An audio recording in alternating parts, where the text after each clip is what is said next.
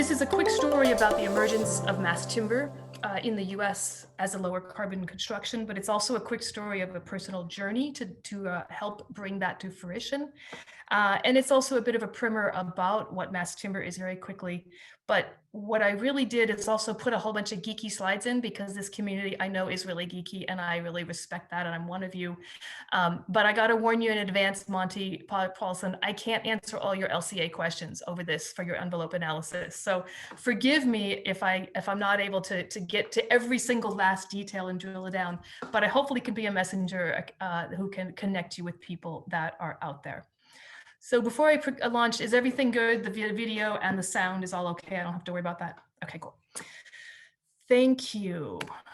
The story begins in the forest, and I don't think we need much reminder of that after that video. I really have to thank Forest Proud for that. But this is kind of the two poles, this old growth forest that is part of a national park in Washington State, not far from my home, and also the sort of the mechanized analysis of a tree as logs. And these are two poles that are represented in our culture, in our society, in our mythos that are really quite different. And they also don't necessarily represent the reality of our forests. And I had the opportunity some 10 years ago to go back and look at our family forest, which is up on the Mount Constitution, the highest point in the San Juan Islands outside of Seattle, and look at a forest that my grandfather had planted some 60 years ago, right before I was born. And he had planted it and I expected these beautiful rows of, you know, amazing 14, 16-inch Douglas fir trees. And what I really found was a whole series of very small, overstocked, spindly hemlocks with the occasional Douglas fir tree that was kept in the background.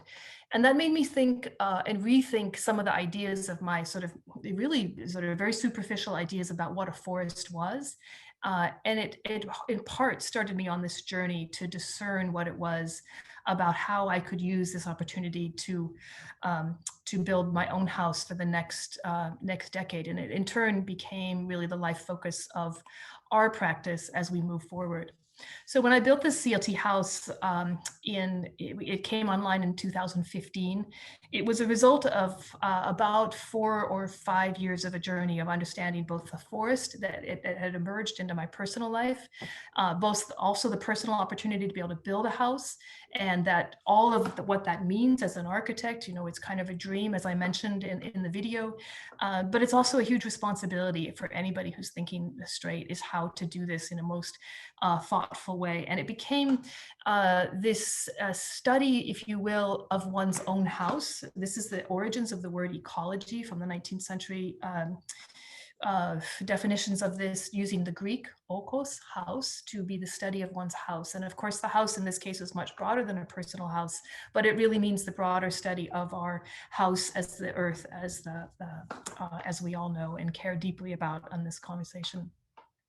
But it's a sweet sort of became something that really was a touchstone for me as I went forward in this journey over the next 10 years. So here's a little bit of the geeky part, you guys. This is a CLT house as it's unstripped. This is after all of these CLT panels are put on, you can see this is one panel. It's been prefabricated, it's been cut, it's been splined together with just a 2x6, which is attached through a lot of screws. This is a simple platform framing with the 5-ply CLT here, 3-ply CLT on top, sitting on a series of panels on the ground floor, which have also been splined together with these 2x6 splines. And so these 67 panels arrived on our building site, which is right outside my window now, and in the December of 2014. And we were putting this up in the middle of rainstorms and windstorms and just a ridiculous climate situation that made no sense, but we had to get our kids moved in before they started high school, which I sort of achieved, but not really quite, by the next summer of 2015. So a little bit of the envelope. These were then eventually attached by these Simpson screw straps. There was 857 connections that were made.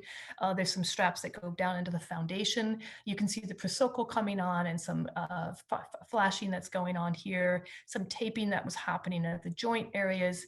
But one thing you don't see is that I really screwed up on is to not put the tape on between the panels on the outside of this. And I'd like to say that that was what prevented the house from getting its passive house certification, or at least one of the major things. Regardless, at least passing the red door test, I'm ashamed to admit that I didn't spend the $2,000 to do that tape and the labor for the result. That would have been a lot better. So a few words for the wise on that one. But I really have to say I was thrilled to, despite those delinquencies, really thrilled to be featured on Tree Hugger as the perfect wall. And that was pretty exciting to me. You can kind of see, you can't really see the CLT in here because it's covered up with Vapro Shield in here. That's part of the orange in here, covering up the CLT panel. Then there's the 6.5 inches of Roxol that's put on the outside of that, which enabled us to achieve an R37 for the wall. And then the carriage for the Douglas fir shell sugar bond treated came to the site pre-treated from Montana. It was a 1x4 product that allowed the airspace to circulate in that as a rain screen. And then there's flashing at the bottom, which allowed the water to escape in there. So that was exciting. And thank you, Lloyd, for the perfect wall. A little bit on carbon here, and I should have put a note on here, but these are assemblies that we studied in my 2013 University of Washington studio, where we looked at 3 different types of basic wall assemblies. And one was just to kind of get a comparison: concrete with rigid insulation, and then a 2x4 wall with bat insulation, and then a CLT with exterior insulation, much as we built it in that team. This was off of Athena, and this was super early. However, I will say these students were working with Kate Simonen, who, as you all probably know, is a super LCA analyst and could be a great person to present on this program, actually. But you can see as a baseline, we, for the GWP, we had a 0, and then moving upwards from that baseward point, adding the 2x4s with the studs was more GWP emitted. And then finally, the concrete was a significant, about a 3-to-1 ratio over the CLT ratio in there. Again, these are student numbers, and but I just thought I would share to them. This has been a long study and a long passion about trying to get these carbon things right that started really early on, before I really knew not much about LCA work back in 2012 and 13. But the story about building the house really became exciting after, Lloyd is on this call, and Lloyd really came through my house and put it out into the world of consciousness world of all of you amazing passive house folks. And it got very large very quickly, and I needed some allies, I realized. So I continued to reach out because this subject was growing beyond my expertise and beyond, in some ways, my capacity to control it. Part of that was a key allyship that I developed with the University of Washington, and these are students of mine up there. We're looking right now here at a mass timber high-rise construction which has a CLT 3-ply floor, potential gypsum wallboard, lightweight gypsum, acoustical barrier, and then a topping slab of hardwood, et cetera, on top of that. This is just an example of some of the studies that we've begun and the research that we've done that was helping me kind of get a grounding in what this technology and was really involving, what its carbon footprints were, what its constructability was, what its acoustics were, really all of the things necessary to change fundamentally the construction industry in the US. We started to do that. This book was published in 2018. We were putting it together in 2017, but it became clear that we had a lot of information to share, even if it wasn't perfect. And I could probably spend a lifetime writing this book, but I ended up only spending a year or 2 just to get it out into the public realm. It was a shared element that we did on a pro bono basis and put it out there in the world, and just to kind of get the conversation moving as fast and as quickly as possible. And it did its work in many ways. But the question of allies really became more important when the American Institute of Architects called me in 2016 and asked me to sit on the code committees of the International Code Council to help change the codes to allow tall mass timber buildings, tall wood buildings. And as many of you know, the codes are allowed anything under 6 stories with mass timber all day long, and we could build in most parts of the country with that existing code. But this anything taller than that, which was really the real sweet spot where we can begin to offset and replace carbon, became a real question of scaling up. And I was reluctant to take on the position. The AIA was pretty clear about it, though. My reluctance was based in the fact that I didn't think of myself as a real code expert, and I still, to this day, don't think of myself as that way. But my expertise in mass timber, sitting on that committee with real code experts, was invaluable, and it turned out to be a very fruitful relationship in the real sense of true allies, kind of working for the same goal. That committee was a phenomenally difficult experience and a really exciting one, and really resulted in some real change that was very exciting. There were folks from the AWC here. There were folks from the Gypsum Wallboard group. There was folks from concrete and steel, and not on this other on the other side of this was 6 fire guys that were, including the head of the committee, that came out of the fire committee's world, it was an intense experience, often in these really bad conference rooms right outside of O'Hare Airport that we would fly to every day, and just go to this really bad hotel and sit there for 3 days in the darkness and get in kind of argumentative fights with our colleagues. And it was one of the most difficult things I'd ever done in my life. But what we were doing was really creating a new building type. The issue of scale was really critical. Our house was awesome. I didn't show you the church and the schools that we built that I loved.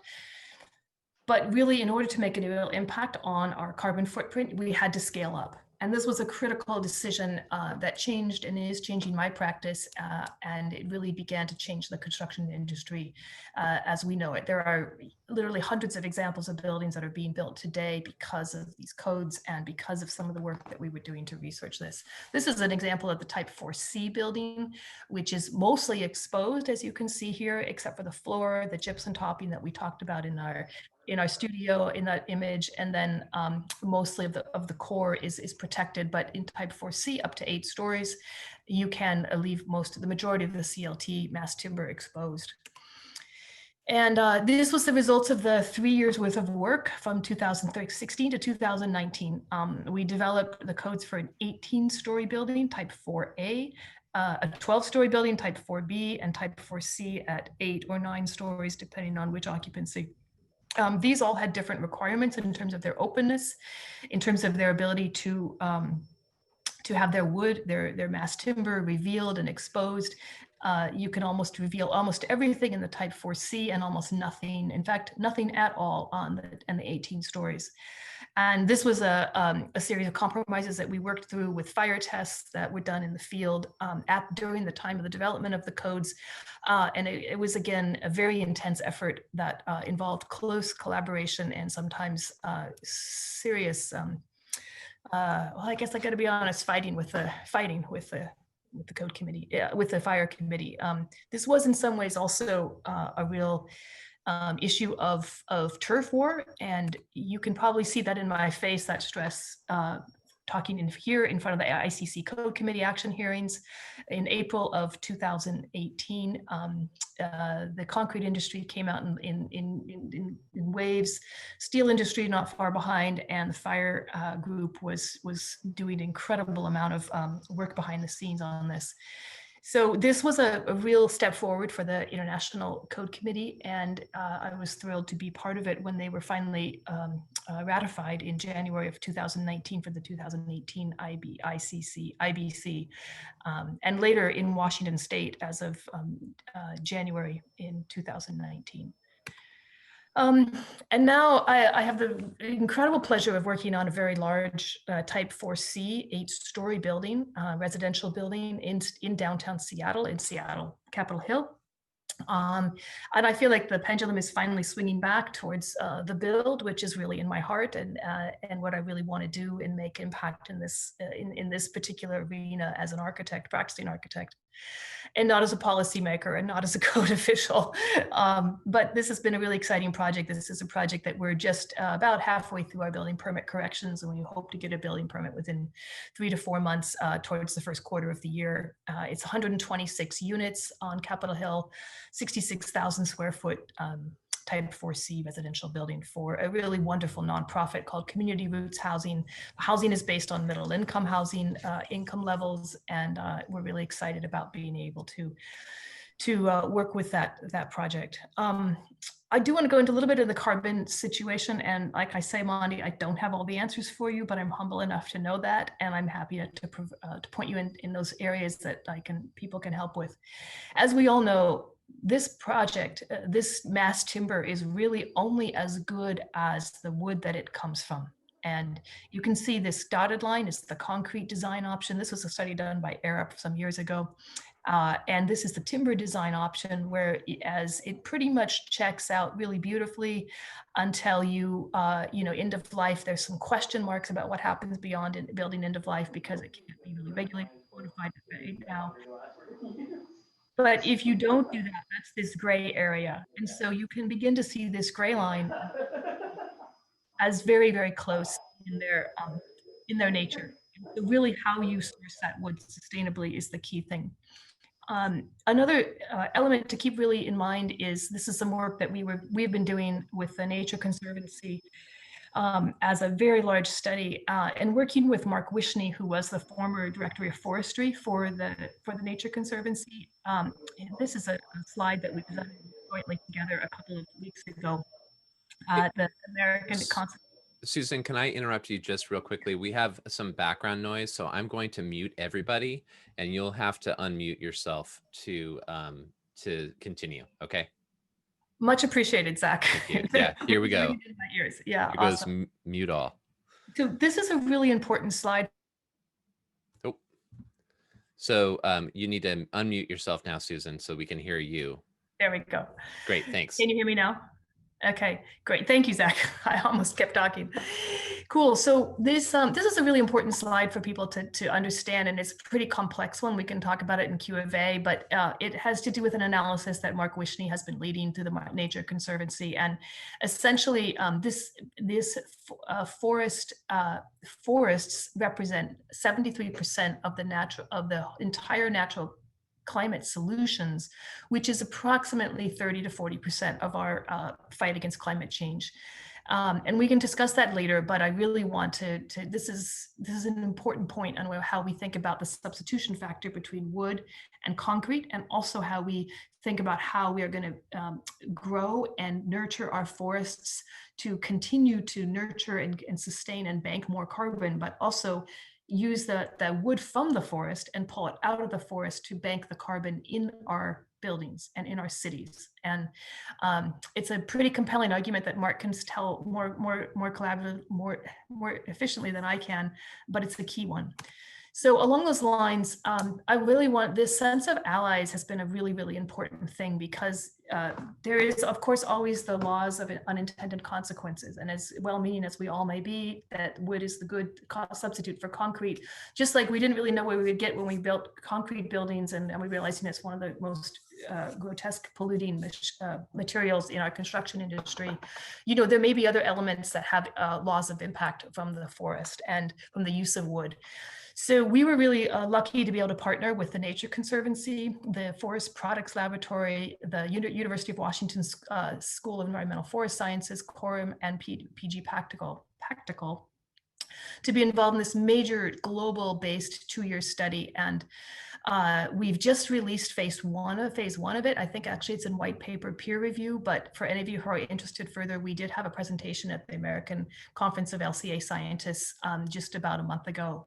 And those presentations are online, and I have a few of them, but there's some really interesting information coming out. So those of you who feel really passionate about the origins of the wood and the impact and the demand on the forests, that phase is coming up. It'll be the phase 2 of this study.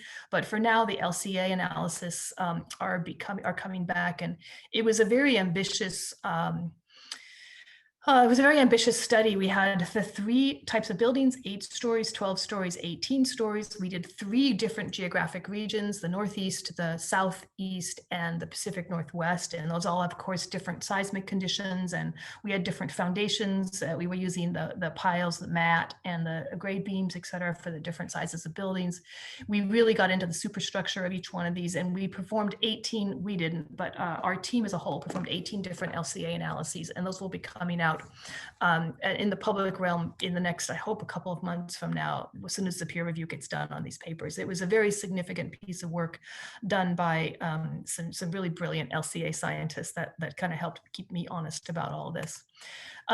I'll just give a couple of these results, and don't question me too hard on this because these are not my slides. These are from actually Maureen Putnam's presentation at the LCA conference the other day, but you can begin to see the kind of the nuance that we were getting into. These were whole building LCAs, and we were going down into the materiality of everything from acoustic panels to rebar to insulation, gypsum concrete, vapor barriers, et cetera.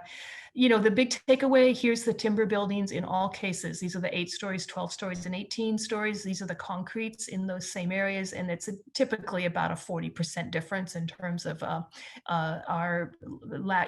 contributing less GWP by about 40%. And in all cases, the gypsum, the concrete is a huge amount, and it's even a large amount when you consider the foundations in a mass timber building. As I always say, these are hybrid buildings. Surprisingly, I think to some of the LCA scientists, but not really to me, since I had to write those codes, gypsum wallboard contributes quite a lot of the GWP for all of these buildings. And particularly more in the 18 stories. And interestingly, in the Pacific Northwest, which this is looking at, it contributes a lot because we did not use mass timber as a demising wall because of the seismic conditions. That is critical there. So it proportionally contributed a little bit more. But these are just a bit of a snapshot of some of the takeaways from these. This is again Maureen Putnam's slide. Thank you, Maureen. And this is talking about the impact of that gypsum wallboard as you go up. It just happens to be in the Northeast region for mass timber buildings. Gypsum wallboard is the blue, and you can see it's almost minimal in the 8 stories, and it's quite a big contribution to the 18 stories. So after we start replacing concrete, I think replacing GWB might be the next thing to work on for this thing.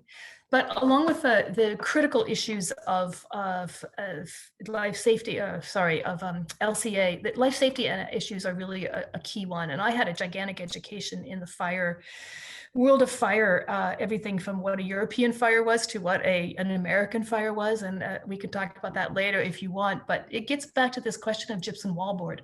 We had to accept as a compromise, the 3 layers of gypsum wallboard on an 18-story building, or actually 13 and above, because the fire constituency was so strong. It was taking a very conservative approach to the fire test that we had done as part of the ICC process. And we all knew that, and it was a source of deep regret for me that I was not able to convince the rest of the 18-person committee to be a little more aggressive on that, nor to do tests that were more indicative of what we really felt as what this material could handle. So I was given a second chance, which I was really thrilled. In 2019, we got a big wood innovation grant from the USDA. And we're now literally right in the middle of doing 6 more fire tests. And we just finished test number 4 this morning at 5 a.m. our time. It's being done in Sweden. We're cooperating with the Research Institute of Sweden to do these studies. And I have to say, the first 2 tests were unbelievable. We convinced the industry to go from what was essentially covering up probably 60–70% of it. Then I got them to go down to covering up about 30% only. And then at the 3rd test, we wanted to find some limits, and we were down to about 20%, but they were only in the rear wall. And we just had another one that was completely open except for the rear wall, again, where you would normally have an entry. And that was just passed in flying colors this morning, which I was really glad to hear. So these kind of relationships of allies, I know Passive House is really great at making those allies and working with them, but these scientists that helped me corroborate, so much of what we were trying to do from a code perspective were absolutely essential. And it's been amazingly gratifying to bring these partnerships to this interesting study. So yeah, just in closing, I thought I would just end on some happy things and some architectural pieces, a little bit more about our mass timber project going up in the central district here, the 8 stories of timber, mass plywood panel stairs, cross-laminated timber diaphragms, floor ceiling diaphragms, which are exposed as ceilings, post and beam, glulam columns and beams. And then of course we do still have the concrete foundation, which is a pretty light foundation because all of the mass of the building above is much lighter than it would be in a concrete building, for instance. And I think it doesn't, we don't need any convincing, any of us here, that to realize that these small urban apartments are really made more lovely and more inviting as a place to live, as a place to inhabit in the middle of the city and sense the presence of nature and even the smell and the touch around us. And this is the building as it's going through design review right now. We're just about wrapping up our final design review work. And I just want to remind us all that though it goes back to the trees and the way we can care for our natural environment, our forests are somewhat degraded, and they're degraded by our presence that we've made in the last 100 years, both through clear cutting and logging, which is now, I think, largely regulated to a very safe degree. And we're producing more fiber, more wood, more trees than we log every year. And that doesn't mean that we shouldn't log these trees. We should need to do that carefully. And I think everybody on this call is aware of that, and really care for what's left behind, because what's left behind, this is a forest that is our family forest, but it's one that's hasn't been well cared for. And we are personally, this is my husband, Marco, trying to make amends for that, to do our best. And I think everybody has a park in their backyard or, somewhere close by that they can help contribute this by either planting trees or caring for the existing trees in other parks, and really working with the tools that we all have to put these ideas into action and to save this beautiful planet. So thank you very much.